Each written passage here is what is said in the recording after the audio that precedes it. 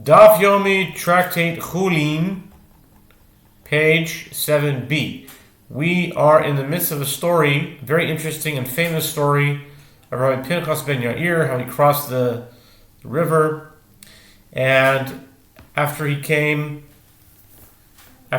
the river, he came to a certain inn, and his host cast barley before his donkey, and his donkey did not eat the barley. And we're on the top of 7b with the words Chav Tinu. Chav Tinu lo achal, lekinu lo achal, lama lehu. Dima lama asran, asrinu, ve'achal. Amar ani azol, echet lasos lason kona ve'atem ma'achilin, ota tivalim. The hosts sifted the barley with utensil, but the donkey did not eat. They separated the chaff from the barley by hand, but the donkey did not eat. They wondered why the donkey would not eat the barley. Rabbi Pinchas ben Yair said to his hosts, "Perhaps the barley is not tithed." They tithed it, and the donkey ate it. The righteous donkey, like his master.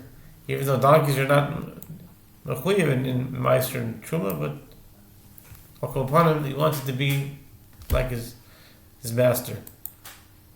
Rabbi Pinchas ben Yair said, "This poor animal is going to perform the will of its maker, and you are feeding it untithed produce." Rabbi Zera was referring to this donkey when he spoke of God preventing mishaps from occurring through animals of the righteous. Umi mechayiva v'yatanan halokeach lezera ulvehema v'kemach lo irois v'shem lanel v'shem lasuch bo es hakelim patur mi'adamai. The Gemara asks, and is one who purchases grain that is demai in order to feed his animal obligated to tithe it? I was thinking the same thing. I mean, the animal doesn't have to keep the mitzvahs.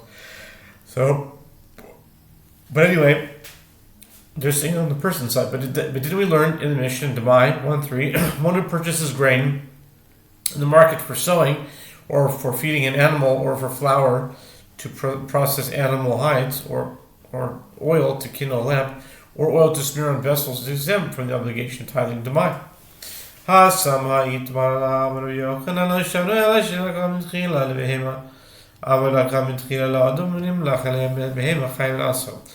Tanya, alokeh peros min hashuk להאכיל ונמלח עליהם לבהמה, הרי זה לא ייתן לו לפני בהמה טוב לא לפני בהמת חברו, אלא אם כן יישא. The Gemara answers there, it was stated with regard to that Mishnah, that Rabbi Yochanan says they taught this only in a case where one purchased those items initially for the animal or for the other purposes enumerated in the Mishnah. But if he purchased them initially for a purpose and then reconsidered his plans for them and decided to use them for an animal, he is obligated to tithe the demai, and is taught in a braita in support of that understanding. In the case of one who purchases produce from the market for human consumption, and he reconsidered his plans for it, and he decided to use it for an animal, that person may neither place it before his animal nor before the animal of another unless he tithed the produce. Shma Rabbi nafak le'apeh amaleh Ritzon chasaud etzli Ritzon chasaud etzli Amar lo hen Tzavu panav shel Rabbi. Rabbi Yehuda Hanasi heard that Rabbi Pinchas ben Yair arrived, and he emerged to greet him. Rabbi Yehuda Hanasi said to him, "Is it your desire to dine with me?" Rabbi Pinchas ben Yair said to him, "Yes." Rabbi Yehuda Hanasi's face beamed. Tzavu means it turned color, like it was radiant, as it was well known that Rabbi Pinchas ben Yair did not accept invitations to dine with others. Amar lo, ki medubar atan shemudah hanaa Yisrael ani, Yisrael kadosh shemein, yesh roitze v'yen lo, v'yesh sheyesh lo en otze, וכתיב אל תלחם את לחם רע עין ואל תתאב למטעמותיו כי כמו שער בנפשו, כן הוא אכול ושתה, יאמר לך וליבו בל עמך. ואתה רוצה ויש לך. Rabbi Pinchas ben Yair said to Rabbi Yehuda Hanasi, are you under the impression that deriving benefit from the Jewish people is forbidden to me by now? On the contrary, the Jewish people are holy. I avoid accepting invitations, as there is one who wants to invite guests to dine with him, but he does not have the means, and I do not want to enjoy a meal that my host cannot afford. And there is one who has the means but does not want to host guests. And with regard to those people it is written, eat not the bread of him that has an evil eye, neither desire his delicacies. For as one that has reckoned within himself, so is he. Eat and drink, says he to you, but when his heart is not with you. Proverbs 23, 6 and 7. But you want to invite guests to dine with you, and you have the means. Mi hahashta bisar hevna, timildan mitzvah katarachna, ki hadarna sena ayelna legabach. But now I'm rushing as I am engaged in the performance of a matter involving a mitzvah. When I come back, I will enter to dine with you. כי עשה ישראל על והוא פיתך דהון קיימן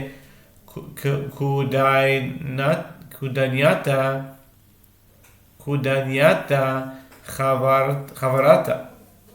אמר מלאך המוות ביסו של זה ואני יסוד אצלו. Rabbi Pinchas ben Yair came back. He happened to enter through that entrance in which white mules were standing. He said, the angel of death is in this person's house, and I will eat with him. White mules are known to be dangerous animals. Shema Rabbi Nafak le'apeh, Amar le'mizbenin lehu, Amar le'lifne even lo titen michshol. Rabbi Yehuda Hanasi heard the comment of Rabbi Pinchas ben Yair and emerged to greet him. He said to him, I will sell the mules. Rabbi Pinchas ben Yair said to him, you will thereby violate the prohibition, nor place a stumbling block before the blind. Leviticus 19:14. As it is prohibited for any Jew to keep a destructive animal in his possession. Mi mafkarna lehu mapshat hezeka akarna lehu ika tzal balichaim katelna lehu ika bal ta'ashchis. Rabbi Yehuda Hanasi said to him, I will declare the mules ownerless. Rabbi Pinchas ben Yair said to him, you will thereby increase the damage, as there will be no owner to restrain it. Rabbi Yehuda Hanasi said to him, I will remove their hooves so they will be unable to kick and cause damage. Rabbi Pinchas ben Yair said to him, there is the requirement to prevent suffering to animals, and you will be violating it. Rabbi Yehuda Hanasi said to him, I will kill them. Rabbi Pinchas ben Yair said to them, there is the prohibition, do not destroy items of value. המקום מבטש בטובה גאוותו רבינה יומך רבי ואמר מה מחייהן כך וביסס על אחס כמה וכמה דמר וכמה החיים הגדולים גזיקים ומסוס ניות ומחייהם שנאמר פייהם קוברים איש הנה הוא הגדוד וישליכו את האיש בקבר אלישע וילך ויגע האיש בעצמות אלישע ויהי ויקום על רגליו. Rabbi Yehuda Hanasi was greatly imploring him to enter his home until the mountain rose between them, and Rabbi Yehuda Hanasi could no longer speak with him. Rabbi Yehuda Hanasi wept and said, if during their lifetimes it is so that the righteous are great, after their death it is all the more so true. I don't know why he wept, but okay. The Gemara comments, this is as Rabbi Chalman Bar Chanina says, the righteous are greater after their death more than during their lifetimes. As it is stated, and it came to pass, as they were burying a man, that they spied a raiding party.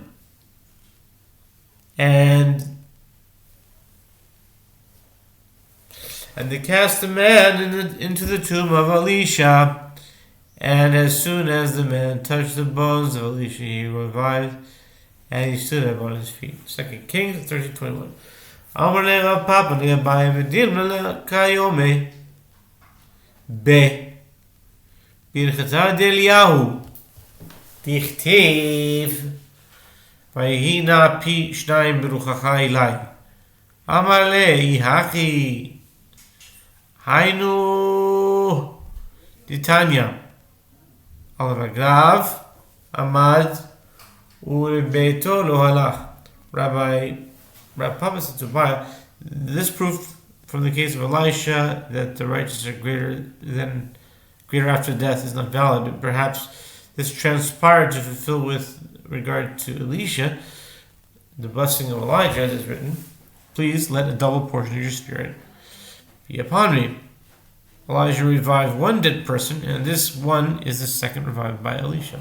Abaye said to Rav Papa, if so, is this consistent with that which is taught in a Braita? The dead person arose on his feet, but he did not go to his home, indicating that the land had not been fully revived.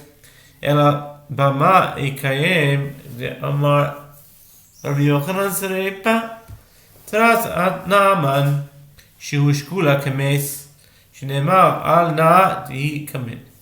The Gemara asks, but if that is the case, in what manner was Elijah's blessing fulfilled? It is, as Rabbi Yochanan says, the blessing was fulfilled when he cured the leprosy of Naaman, since a leper was equivalent to a dead person, as it is stated with regard to Miriam, when she was afflicted with leprosy. Please let her not be as one dead. Okay, Numbers 12:12. Amar Rabbi Yehoshua ben Levi, Amar Rabbi Yehoshua ben Levi, Kalama Nikra Sheman Yamim, Shema Samu Teles al Abrios.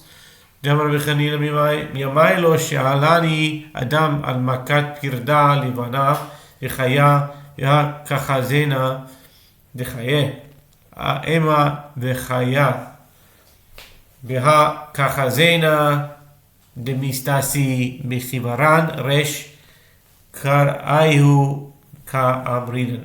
Apropos the white mules, which were likened to the angel of death, Rabbi Yehoshua ben Levi says, why are the mules called Yemim?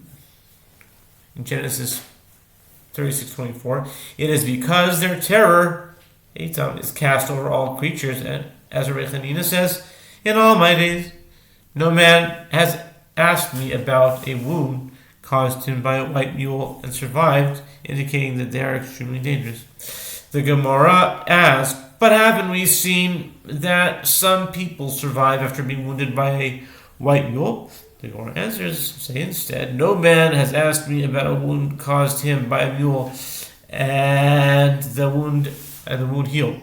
The Gemara asks, but haven't we seen that which wounds heal? Have we seen that which wounds heal? The Gemara answers, the wound that we say does not heal is one caused by a mule on the top of whose legs are white. Eino bilvado.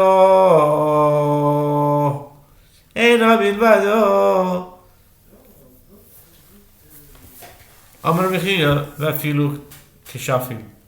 Ahi itita dahavat ka mehadra lemishkal afra metute kare terari chanina. Amar la. שיקוlela מסתייע למינתיך ואין עוד מלאכים כתיב והאומר רב יוחנן למה נקרא שמן כשפים שמחשיכים פמליה של מעלה שני רבי חנינא דנפיש זכותם. The Gemara relates other statements of Rabbi Chanina with regard to the verse, there is none beside him in Deuteronomy 4:35. Rabbi Chanina says, and even sorcery is ineffective against the will of God. The Gemara relates, there was a certain woman who would try to take dust from beneath of the feet of Rabbi Chanina in order to perform sorcery on him and harm him. Rabbi Chanina said to her, take the dust first, but the matter will not be effective for you, as is written, there is none other beside him. The Gemara asks, what, but doesn't Rabbi Yochanan say, why is sorcery called Keshafim? It's an acronym for Machlishin Pamayeshel Mala, meaning they diminish the heavenly entourage, indicating that they function contrary to the will of God. The Gemara answers Rabbi Chanina is different, as because his merit is so great, the sorcery has no effect on him. Okay? Amar Rabbi Chanina, Amar Rabbi Chanina, Ein Adam nokef et ba'o milmata, ela im ken maskirin alav milmala, shenemar ma mizidei gaver konenu Adam, Maya yavi behima. Amar Rabbi Elazar, dam nikuf marati kedam moila. Amar begoicha begodal yamin uvidikuf sheni vehu kaazil dvar mitzvah. Rabbi Chanina says a person injures his finger below on the earth only if they decree about him on high that he should be injured, as it is stated, it is of the Lord, and that man's goings are established. And a man, what does he understand in this way? See Psalms 37, verse 22, and Proverbs 20, verse 24. Rabbi Elazar says, the blood of a wound affects atonement like the blood of a burnt offering. Rava said, this is stated with regard to a wound on his right thumb, as one applies force with the thumb, and the wound is consequently more severe, and it is also stated with regard to a second wound in the same place before the which was healed, and it is provided that he is wounded while going to perform a matter involving a mitzvah. Amru alav al Rabbi Pinchas ben Yoel b'yamav lo batza al prusa she'enan halach she'enan shelo shmuma she'avad al lateh velo negeh b'zudot Rabbi Pinchas. Okay, apropos Rabbi Pinchas ben Yair, the Gemara notes that they said about Rabbi Pinchas ben Yair, in all ways he never broke bread and recited a blessing on the piece of bread that was not his. And from the day that he achieved cognition, he did not benefit even from the meal of his father, because he eschewed benefit from everybody. Okay, that is the Amud.